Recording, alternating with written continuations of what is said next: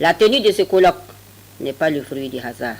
Elle s'inscrit dans le cadre de la Journée internationale de la paix, célébrée chaque année le 21 septembre.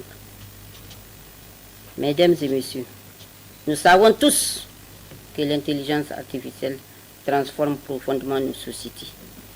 Si elle offre d'énormes opportunités en matière d'innovation et de développement, elle représente également un défi majeur, notamment pour nos États, en facilitant la propagation de la désinformation et des discours de haine.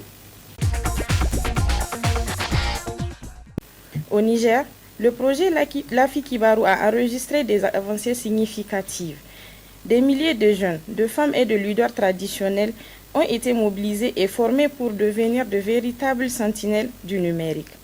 Grâce à ces acquis, ils disposent aujourd'hui des compétences nécessaires pour vérifier l'exactitude des informations, lutter contre la propagation des rumeurs et contribuer activement au renforcement de la cohésion sociale au sein de leur communauté.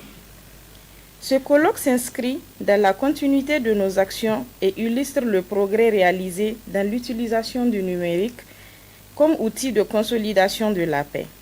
Cependant, l'émergence de l'intelligence artificielle soulève de nouveaux défis, notamment sa capacité à accélérer la diffusion de la désinformation et des discours de haine, en particulier dans les contextes fragiles. Notre rôle n'est pas de contrôler l'information, mais de nous assurer que le débat public repose sur des fondations saines et que l'infrastructure numérique nationale dispose de capacités de défense adéquates. La feuille de route de cette journée, structurée en 2 panels, est à cet égard d'une grande pertinence. Le premier temps de vos travaux portera sur la juste appréciation de la menace.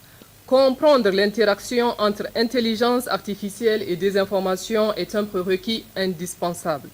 Il s'agit de cartographier l'arsenal de l'adversaire, d'en mesurer la puissance et d'en anticiper les évolutions. Le second temps sera celui de la construction de la riposte. Face à une menace qui vise la société tout entière, la réponse ne peut être que collective.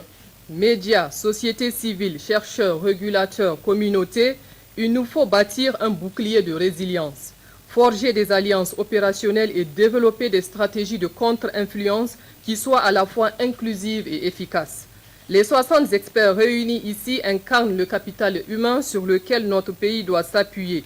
Les recommandations qui émaneront de nos travaux ne resteront pas lettres mortes. Elles viendront nourrir la stratégie nationale et orienter l'action de l'ANSSI.